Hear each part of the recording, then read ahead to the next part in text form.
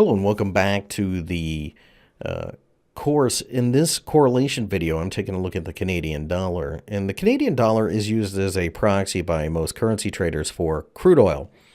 That's because Canada is a massive exporter of crude oil. It is a free-flowing currency. There are some out there that are oil-based, such as the Saudi Arabian rial, but it's a pegged currency, so there's no point in trading it. There are some other ones like the Norwegian krone, but this is by far the most common and the biggest one, the Canadian dollar. Now, in the area chart, we have the US dollar Canadian dollar pair, so as it rises, it favors the US dollar. The red line is West Texas Intermediate. It's a CFD. It's called US oil, but it mirrors that.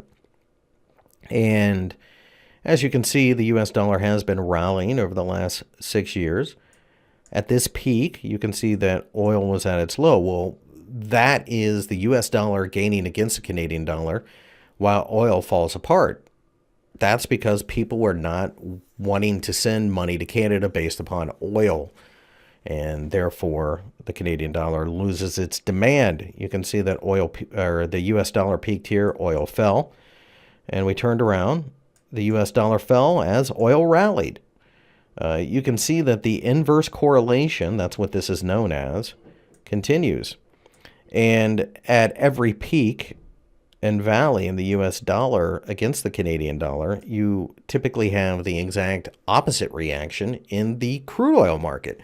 So by paying attention to crude, if crude's starting to break out rather significantly, you know that the Canadian dollar should gain over time, and of course vice versa.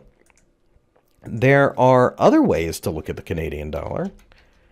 So the Canadian dollar Japanese yen, now this is interesting because the quote currency is Canadian dollar. So as it rises, the Canadian dollar rises and vice versa. And you can see for the most part, it follows nicely as well. And one of the main reasons is because Canada is an exporter of oil and Japan produces none. So in some ways, this is a bit more of a pure play. It's not the most common one because it's not the most liquid pair, but you can see that we do move in lockstep for the most part.